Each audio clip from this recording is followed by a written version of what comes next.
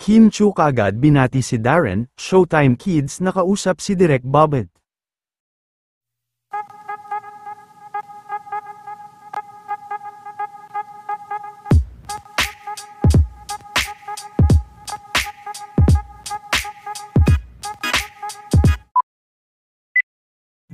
Sa pagbisita at pagbalik ni Sir Bobet Mortiz sa Showtime, ay isa nga sa mga binanggit nito, ay may kinalaman sa mga Showtime Kids na makakasama nito sa pagbubukas ng panibagong batch ng Going Bulilit.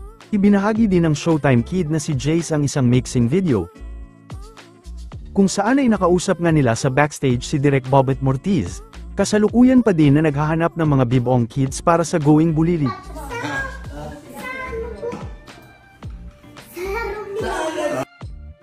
Samantala, ipinagdiriwang naman ngayong ng Showtime host na si Darren Espanto ang kanyang kaarawan, naghanda din ng pa-surprise sa kanyang dressing room sa kanyang pagpasok kanina.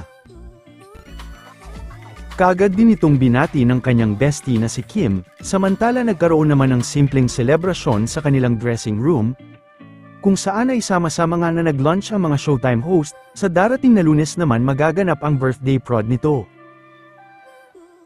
Ito naman ang pasilip sa kanilang masarap na pananghalian. Hindi rin nawala ang pa-cake para kay Darren Espanto. Birthday mo ba? Yes. Birthday.